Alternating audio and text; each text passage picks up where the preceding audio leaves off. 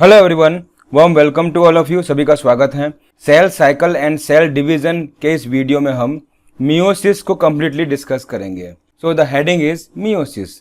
देखिए, meiosis term को सबसे पहले फार्मर एंड मुरे ने दिया था।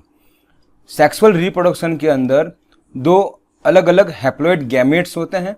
एक गैमेट मेल गैमेट होता है, दूसरा फीमेल गैमेट होता है। और जब दोनों फ्यूज हो जाते हैं तो उससे डिप्लॉइड ऑफस्प्रिंग का फॉर्मेशन होता है। और गैमेट्स का फॉर्मेशन जो है स्पेसिफिक डिप्लॉइड सेल के अंदर मियोसिस डिवीजन से होता है, और उन डिप्लॉइड सेल को हम मियोसाइट्स कहते हैं। फिर देखिए, meiosis is a division in which chromosome number reduces by half to form haploid daughter cells. देखिए, जब डिप्लॉइड सेल के अंदर मियोसिस होता है तो उनमें मियोसिस होने के कारण डिप्लॉइड से हैप्लॉइड गैमेट्स का फॉर्मेशन होता है। फिर देखिए, meiosis forms the haploid cells where fertilisation obtains diploid cell. देखिए, डिप्लॉइड सेल में जब मियोसिस होता है तो उससे हैप्लॉइड सेल्स का फॉर्मेशन होता है, और अगेन जब हैप्लॉइड गैमेट्स फ्यूज होते हैं तो उनसे डिप्लॉइड सेल्स का फॉर्मेशन होता है। फिर देखिए, main features of meiosis. It involves 2 cycles of nuclear and cell division known as meiosis first and meiosis second, but only a single cycle of DNA replication। देखिए, meiosis second जो होता है वो 2 स्टेप में होता है।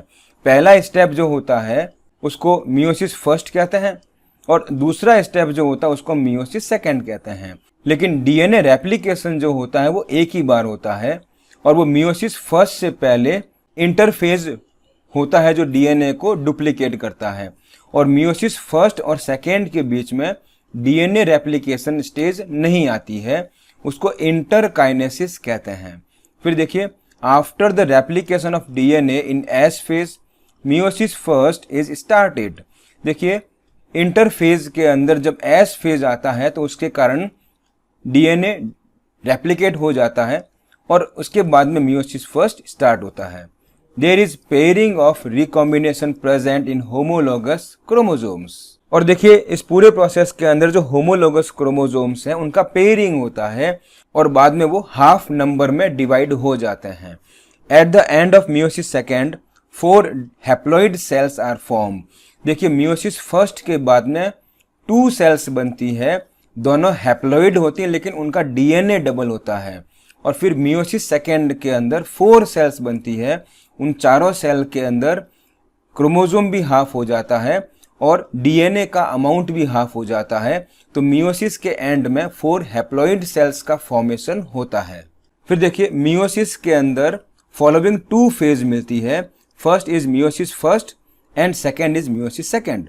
मियोसिस फर्स्ट जो होता है वो prophase first, metaphase first, anaphase first and telophase first in 4 phases में होता है।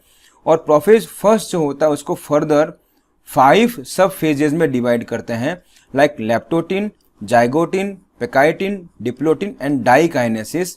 इसको शॉर्ट में लर्न करने के लिए आप इनके इनिशियल्स के फॉर्म में इनको लर्न कर सकते हैं, लाइक ले, जा, पे, डी, डाई। ठीक है, ले, जा, पे, डी, डाई, ये इनके प्रोफेज फर्स्ट के सब फेजेज हैं। टीलोफेज फर्स्ट के बाद में इंटरकाइनेसिस आता है जहां पर डीएनए डबल नहीं होगा, और टीलोफेज फर्स्ट के जस्ट बाद में मियोसिस सेकेंड होता है। मियोसिस सेकेंड के अंदर prophase second, metaphase second, anaphase second and telophase second, और टीलोफेज सेकेंड के बाद में 4 हैप्लॉइड सेल्स ऑब्टेन होती है। अब देखिए, first heading is the meiosis first. देखिए, जब इंटरफेज पूरा हो जाता है तो उसके बाद में मियोसिस फर्स्ट स्टार्ट होता है, और मियोसिस फर्स्ट का पहला स्टेज जो है वो प्रोफेज फर्स्ट होता है, और प्रोफेज फर्स्ट जो है सबसे लंबा स्टेज है और बहुत ज़्यादा कॉम्प्लेक्स स्टेज होती है। ठीक है, और ये 5 फेजेज में इसको हम डिवाइड करते हैं, लाइक ले, जा, पे, डी, डाई। तो फुल फॉर्म देखिए, leptotene, zygotene, pachytene, diplotene and diakinesis. Next देखिए, it is further divided into 5 phases on the basis of chromosomal behaviour. Like देखिए, क्रोमोसोमल बिहेवियर के बेस पे इसको 5 फेजेज में डिवाइड करते हैं। फर्स्ट देखिए, लैप्टोटिन। इन लैप्टोटिन chromosomes are visible under light microscopes. देखिए लैप्टोटीन स्टेज स्टार्ट होती है तो क्रोमोसोम जो है वहां पर कंडेंसेशन प्रोसेस स्टार्ट हो जाता है और क्रोमोसोम जो वो क्लियरली ऑब्जर्व होने लगते हैं, तो इनको हम लाइट माइक्रोस्कोप्स के अंडर में विजिबल कर सकते हैं। In many animal cells chromosomes show bouquet stage. देखिए जैसे बुके होता है इस तरह का, तो यहाँ पर क्रोमोसोम जो है वो बुके लाइक स्टेज में दिखने लगते हैं। These chromosomes are called as homologous chromosome. देखिए इनको होमोलोगस क्रोमोसोम्स कहते हैं। और ये क्रोमोसोम्स देखिए इनका एक एंड तो आपस में मिल गया यहाँ पर देखिए, और फिर ये बाहर जो हैं दूरी पे होते हैं, तो इस स्टेज को हम बुके स्टेज भी कहते हैं। देखिए यहाँ पर ये सेंट्रियोल्स हैं जो क्रोमोसोमल डिवीजन में हेल्प करेंगे, और ये क्रोमोसोम्स हैं। ये लैप्टोटीन स्टेज का इमेज है। नेक्स्ट देखिए zygotene. Chromosomes start pairing together. अब देखिए जब वो बुके स्टेज में थे तब क्रोमोसोम जो हैं एक दूसरे के साथ कंप्लीटली ऐसे पैरेलल अरेंज हो जाते हैं। इसको हम जाइगोटिन स्टेज में ऑब्जर्व करते हैं। और पेयर्ड क्रोमोसोम जो है वो होमोलोगस क्रोमोसोम में होता है। The process of attachment of homologous chromosome is called synapses. इनका इस तरह से पैरेलली अरेंज होना सिनेप्सिस कहलाता है। नेक्स्ट देखिए synapsis further forms a complex structure called synaptonemal complex. Synapsis जो है आगे सिनेप्टोनीमल कॉम्प्लेक्सेस का फॉर्मेशन करते हैं। A paired of homologous chromosome is called bivalent और टेट्राड। देखिए होमोलोगस क्रोमोसोम जो है आपस में पैरेलल अरेंज हो जाते हैं और एक पेयर में यहाँ पर 2 क्रोमोसोम्स मिलते हैं। इस स्ट्रक्चर को बाईवेलेंट या टेट्राड कहते हैं। Bivalent are more clearly visible as next stage. और इसके अगली स्टेज के अंदर बाईवेलेंट आपको क्लियरली विजिबल होने लगते हैं। नेक्स्ट स्टेज देखिए पैकाइटिन। बाईवेलेंट और tetrad chromosomes are clearly visible.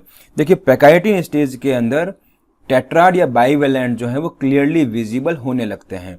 Each bivalent has 4 chromatids and 2 centromere. देखिए मैंने हर एक क्रोमोसोम के अंदर 2 क्रोमेटिड्स बनाए हैं, और ये अगेन सेकेंड क्रोमोसोम देखिए जहां पर मैं 2 क्रोमेटिड्स बना रहा हूं, तो ये एक बाईवेलेंट हो गया है। इसको हम बाईवेलेंट कहते हैं या इसको हम टेट्राड भी कहते हैं। और एक बाईवेलेंट के अंदर 4 क्रोमेटिड्स होते हैं। देखिए क्रोमेटिड्स जो होते हैं हाफ क्रोमोसोम को कहते हैं। इट मीन्स हाफ क्रोमोसोम को क्रोमेटिड कहते हैं। और देखिए ये भी एक क्रोमेटिड हो गया है, ठीक है ना, और ये भी क्रोमेटिड हो गया है सेकंड नंबर। फिर देखिए थर्ड नंबर ये भी क्रोमेटिड है और ये 4th नंबर क्रोमेटिड है। तो 4 क्रोमेटिड हो गए हैं, और ये सेंटर में जो है ये इनका सेंट्रोमियर होता है। तो कुल मिलाकर एक बाईवेलेंट के अंदर 2 सेंट्रोमियर होते हैं और 4 क्रोमेटिड्स होते हैं। और इस स्टेज के अंदर क्रॉसिंग ओवर होता है। एक बाईवेलेंट के दोनों क्रोमोसोम की आर्म्स जो है वो आपस में एक्सचेंज होती है। In crossing over exchange of genetic material occurs in between non-sister chromatids of homologous chromosome. It is called recombination. देखिए आपके सामने क्रोमोसोम का इमेज है जिसके अंदर एक क्रोमोसोम पर मिलने वाले दोनों क्रोमेटिड्स को सिस्टर क्रोमेटिड कहते हैं, ठीक है। देखिए ये दोनों क्रोमेटिड्स हैं और बीच में ये सेंट्रोमियर मिलता है और दोनों क्रोमेटिड्स को सिस्टर क्रोमेटिड कहते हैं। अब देखिए ये वाला इमेज जो है ये होमोलोगस क्रोमोसोम का है, और होमोलोगस क्रोमोसोम के अंदर क्रॉसिंग ओवर होता है और दोनों क्रोमोसोम्स के जिन क्रोमेटिड्स के अंदर क्रॉसिंग ओवर होता है इनको हम नॉन सिस्टर क्रोमेटिड्स कहते हैं। तो ध्यान रखिएगा एक ही क्रोमोसोम में दोनों क्रोमेटिड जो है सिस्टर क्रोमेटिड होते हैं और अलग अलग क्रोमोसोम्स के क्रोमेटिड को हम नॉन सिस्टर क्रोमेटिड कहते हैं। जेनेटिक मटेरियल का एक्सचेंज जो होता है वो नॉन सिस्टर क्रोमेटिड के बीच में होता है। इसको रिकॉम्बिनेशन कहते हैं। देखिए इस वर्ड को अगर हम तोड़ते हैं तो री और कंबाइन, तो अगेन ये क्रोमोसोम्स के आर्म्स जो हैं या क्रोमेटिड्स के पार्ट जो हैं वो आपस में एक्सचेंज होते हैं और रिकम्बाइन हो जाते हैं। इस प्रोसेस को हम क्रॉसिंग ओवर कहते हैं, ठीक है। The process is controlled by enzymes recombinase. तो इस रिकॉम्बिनेशन प्रोसेस को कंट्रोल करने वाले एंजाइम का नाम रिकॉम्बिनेज होता है। In this process recombination nodules are formed at the site of crossing over. देखिए वो साइट जहां पर दोनों क्रोमेटिड्स आपस में कांटेक्ट में आते हैं, इसको जो है रिकॉम्बिनेशन नोड्यूल कहते हैं।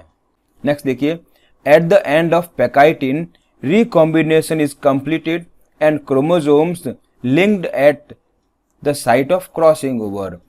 और पैकाइटिन के बिल्कुल एंड फेज में क्या होता है यहाँ पर कि रिकॉम्बिनेशन पूरा हो जाता है और क्रोमोसोम्स जो हैं वो क्रॉसिंग ओवर वाले साइट पर आपस में कांटेक्ट में रहते हैं। फिर देखिए diplotene, in this stage the synaptonemal complex dissolve. देखिए सिनेप्टोनिमल कॉम्प्लेक्स का डिसॉल्व होना ही डिप्लोटिन को स्टार्ट होना बताता है। यहाँ पर बाईवैलेंट जो होते हैं एक दूसरे से सेपरेट हो जाते हैं, लेकिन अभी भी वो क्रॉसिंग ओवर वाले साइट पर आपस में लिंक है। इस तरह से एक एक्स शेप का स्ट्रक्चर बनता है जिसको क्याजमेटा कहते हैं। ध्यान रखिएगा, क्याजमेटा बनना जो है वो डिप्लोटिन का सिंबल है। इन oocytes of vertebrate diplotene can last for months और ईयर्स। देखिए फीमेल वर्टिब्रेट के अंदर oocyte जो है वो डिप्लोटिन स्टेज में अरेस्ट हो जाता है। इट मीन्स लॉन्ग टाइम तक वो oocytes डिप्लोटिन स्टेज में ही रहती है जब तक वो सेक्सुअल मैच्योरिटी में ना आ जाए। देखिए आपके सामने डिप्लोटिन का इमेज है और न्यूक्लियर मेम्ब्रेन भी यहाँ पर डिसअपियर हो रही है और सेंट्रियोल जो है वो अपने ऑपोजिट एंड पर पहुंचने लगे हैं और ये बिल्कुल किनारे पर आकर के ये एक्स शेप का स्ट्रक्चर बनाने वाले हैं। और होमोलोगस क्रोमोसोम्स जो हैं ये एक्स शेप का क्याजमेटा इस स्टेज में बनाते हैं। नेक्स्ट स्टेज देखिए डाइकाइनेसिस। ये प्रोफेज फर्स्ट का फाइनल स्टेज होता है और इस स्टेज के अंदर क्याजमेटा जो है वो क्रोमेटिड के बिल्कुल एंड्स पर किनारों पर शिफ्ट होने लगता है और इस तरह से क्याजमेटा का किनारों पर टर्मिनल एंड्स पर शिफ्ट होना टर्मिनलाइजेशन कहलाता है।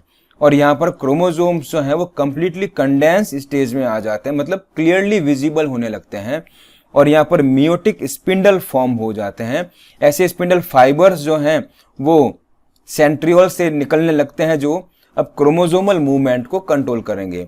Meiotic spindle is useful to separate the homologous chromosome. और इनसे आगे स्टेज के अंदर होमोलोगस क्रोमोसोम का सेपरेशन स्टार्ट हो जाएगा। At the end of diakinesis nucleus disappear completely, nuclear envelope break down completely. अब देखिए ये आपके सामने डाइकाइनेसिस स्टेज है जिसके अंदर न्यूक्लियर मेम्ब्रेन और न्यूक्लियोलस कंप्लीटली डिसअपियर हो चुके हैं। अब देखिए फर्दर डिवीजन का कंप्लीट स्टेप जो है वो साइटोप्लाज्म में होगा। एक नोट देखिए, diakinesis stage represents transition to metaphase. इसके बाद में नेक्स्ट मेटाफेज फर्स्ट स्टार्ट होगा। अब देखिए metaphase first, in this stage microtubule from opposite poles of spindle attach to pair of homologous chromosome. देखिए इस स्टेज के अंदर जो स्पिंडल फाइबर्स हैं वो क्रोमोसोम के काइनेटोकोर पार्ट से कंप्लीटली अटैच हो जाते हैं और बाईवैलेंट क्रोमोसोम जो हैं वो सेल की equatorial plate, it means middle central plate पर अलाइन हो जाते हैं, एडजस्ट हो जाते हैं। फिर देखिए anaphase first, homologous chromosomes separate while sister chromatids remains attach eight centromere.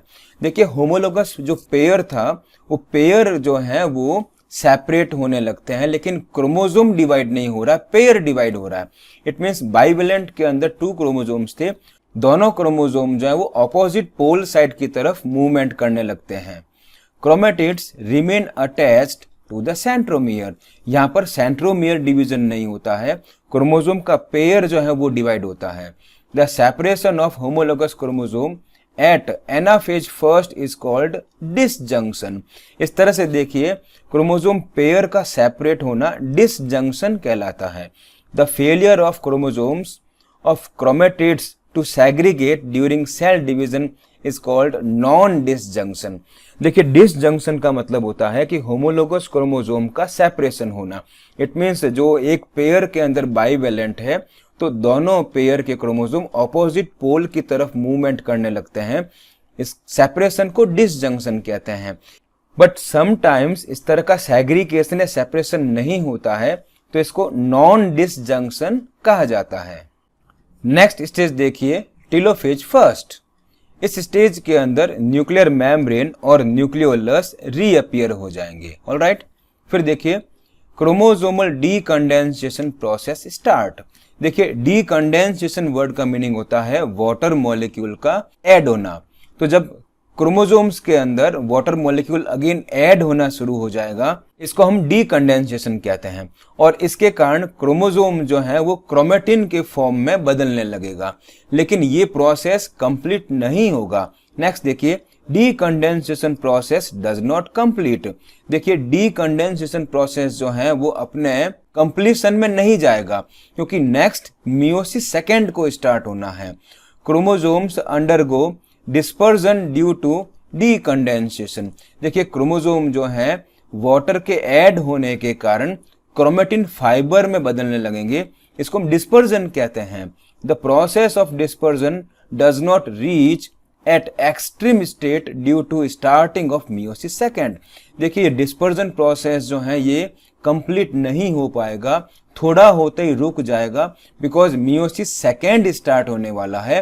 तो मियोसिस सेकेंड स्टार्ट होते ही अगेन उन क्रोमेटिन फाइबर्स का कंडेंसेशन हो जाएगा, तो वो क्लियर क्रोमोसोम फॉर्मेट में आने लगेंगे। आपके सामने मियोसिस फर्स्ट की स्टेज है। देखिए ये प्रोफेज फर्स्ट है, जहां पर leptotene, zygotene, pachytene, diplotene and diakinesis stage होने के बाद में न्यूक्लियर मेम्ब्रेन और न्यूक्लियोलस जो है कंप्लीटली डिसअपियर हो चुके हैं, और पूरा प्रोसेस जो है वो साइटोप्लाज्म में होगा। और इसके आगे मेटाफेज फर्स्ट आती है, तो बाइवेलेंट जो है वो होमोलोगस क्रोमोसोम मिडल प्लेट पर एडजस्ट हो जाते हैं, और एनाफेज के अंदर डिसजंक्शन होता है। होमोलोगस क्रोमोसोम जो है उसके दोनों क्रोमोसोम अपोजिट पोल की तरफ मूव करने लगते हैं। ऑलराइट, और फिर देखिए टेलोफेज फर्स्ट के अंदर फाइनली न्यूक्लियर मेम्ब्रेन और न्यूक्लियोलस रीअपियर हो जाते हैं, और finally after meiosis first 2 cells obtain होती है। दोनों सेल में देखिए हैप्लॉइड नंबर ऑफ क्रोमोसोम है, बिकॉज देखिए इनिशियली 4 क्रोमोसोम्स लिए गए थे। यहाँ पर देखिए 2 क्रोमोसोम्स जो है ब्लू कलर में है और 2 क्रोमोसोम्स जो है रेड कलर में है। यहाँ देखिए अब टोटल जो है यहाँ 4 क्रोमोसोम्स हैं, और एनाफेज फर्स्ट के अंदर 2 क्रोमोसोम्स जो है वो अपवर्ड साइड एंड 2 क्रोमोसोम्स जो है लोअर पोल की तरफ मूवमेंट करने लगते हैं, और फाइनली यहाँ पर हर एक सेल के अंदर आपको 2 क्रोमोसोम्स नजर आते हैं, जो इनिशियली 4 क्रोमोसोम से स्टार्ट हुआ था। तो आफ्टर मियोसिस फर्स्ट जो है आपको हैप्लॉइड सेल ऑब्टेन होती है, लेकिन मियोसिस सेकेंड की रिक्वायरमेंट क्यों है? तो अब देखिए अभी भी इनके अंदर जो डीएनए का कंटेंट है वो डबल है। देखिए यहाँ पर ये एक डीएनए थ्रेड है और ये यहाँ पर सेकेंड डीएनए थ्रेड है। तो मियोसिस सेकेंड जो है डीएनए के अमाउंट को हाफ करेगा, मियोसिस फर्स्ट ने क्रोमोसोम के नंबर को हाफ किया है। तो याद रखिएगा आफ्टर मियोसिस फर्स्ट आपको haploid number of cells obtain होगी, लेकिन अभी भी डीएनए का कंटेंट डबल है। तो मियोसिस सेकेंड जो है वो डीएनए कंटेंट को हाफ करके 4 हैप्लॉइड सेल्स का फॉर्मेशन करेगा, जिनके अंदर क्रोमोसोम नंबर और डीएनए कंटेंट दोनों हाफ रहेगा। नेक्स्ट देखिए cytokinesis. 2 cells are formed with the help of cytokinesis. देखिए कैरियोकाइनेसिस होने के बाद में साइटोकाइनेसिस प्रोसेस होगा। कैरियोकाइनेसिस प्रोसेस के अंदर एक सेल के अंदर 2 न्यूक्लियस बन गए थे, और फिर यहाँ पर साइटोकाइनेसिस प्रोसेस जो है साइटोप्लाज्मिक डिवीजन करके 2 सेल्स का फॉर्मेशन करेगा, इसलिए इनको हम डायड कहते हैं। फिर देखिए in between meiosis first and meiosis second interkinesis phase मिलता है, और ये शॉर्ट लिव्ड कम टाइम का कम ड्यूरेशन का होता है। Interkinesis meiosis first and second के बीच में मिलता है। इस स्टेज के अंदर प्रोटीन आरएनए का फॉर्मेशन होता है, लेकिन ध्यान रखिएगा इस स्टेज के अंदर डीएनए का फॉर्मेशन नहीं होता है, इसलिए इसको इंटरकाइनेसिस कहते हैं। याद कीजिए मैंने बताया था मियोसिस सेकेंड होने का सिग्निफिकेंसी डीएनए को हाफ करना है, इसलिए इस स्टेज के अंदर डीएनए को डबल नहीं किया जाएगा। इट मीन्स इस स्टेज के अंदर रेप्लिकेशन प्रोसेस नहीं आता है। और इंटरकाइनेसिस के बाद में मियोसिस सेकेंड की first phase prophase second start हो जाता है। अब देखिए prophase second is much simpler than prophase first. देखिए प्रोफेज सेकेंड जो होता है वो जस्ट लाइक माइटोसिस होता है, ध्यान रखिएगा। देखिए प्रोफेज सेकेंड जो होता है वो माइटोसिस के जैसा होता है। तो बिल्कुल सिंपलर होता है प्रोफेज सेकेंड। नेक्स्ट एक क्वेश्चन देखिए, the stage between two meiosis is, option A is cytokinesis, option B is interkinesis, option C is interphase first and option D is interphase. इसका आंसर आप मुझे कमेंट बॉक्स में दीजिएगा। फिर देखिए meiosis second, after cytokinesis and interkinesis meiosis second is initiated immediately. देखिए cytokinesis और interkinesis के बाद में इमीडिएटली मियोसिस सेकेंड स्टार्ट होता है। और मियोसिस सेकेंड जो होता है similar to mitosis, meiosis second और माइटोसिस के अंदर सिमिलरिटी होती है। इट मीन्स मियोसिस सेकेंड के अंदर भी क्रोमोसोम जो है वो डिवाइड होकर के डॉटर सेंट्रोमियर का फॉर्मेशन करता है, जो माइटोसिस में भी ऐसा ही होता है। फिर देखिए first stage of meiosis second is the prophase second. After cytokinesis meiosis second get started. देखिए साइटोकाइनेसिस के बाद में मियोसिस सेकेंड की first stage prophase second start होती है। Chromosomes again become compact. देखिए क्रोमोसोम जो है इनमें अगेन कंडेंसेशन होने के कारण वो कॉम्पैक्ट हो जाते हैं, क्लियर ऑब्जर्व होने लगते हैं।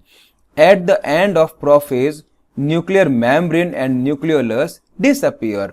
और प्रोफेज सेकेंड के एंड में न्यूक्लियर मेम्ब्रेन और न्यूक्लियोलस डिसअपीयर होने के कारण पूरा प्रोसेस जो है वो साइटोप्लाज्म में होता है। नेक्स्ट देखिए metaphase second, in this stage chromosomes align at the equator. देखिए मेटा मतलब मिडल, फेज मीन्स पोजीशन, तो जितने भी क्रोमोसोम्स हैं वो सेल के इक्वेटर पर, उसके मिडल प्लेट पर एडजस्ट हो जाएंगे।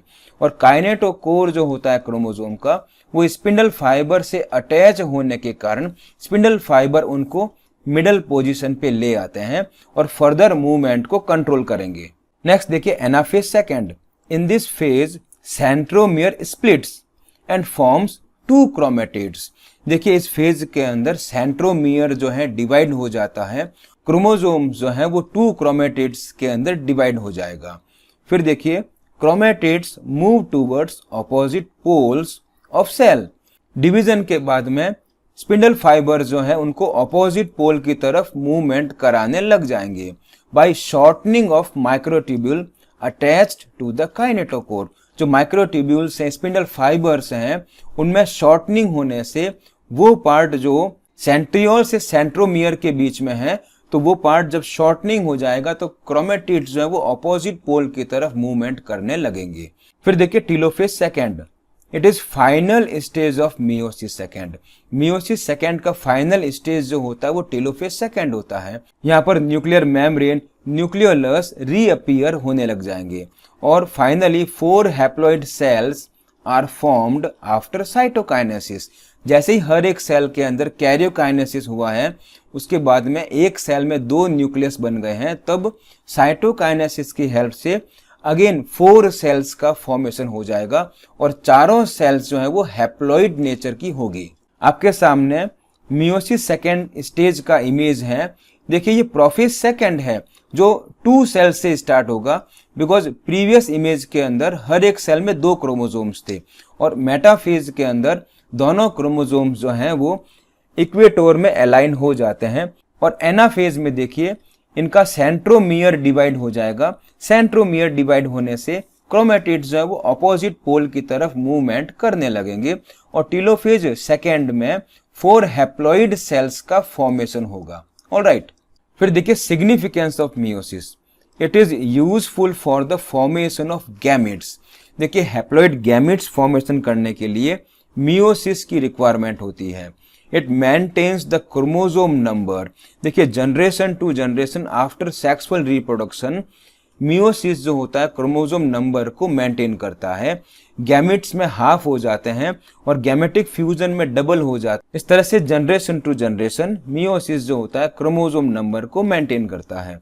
It also increases the genetic variability from generation to generation.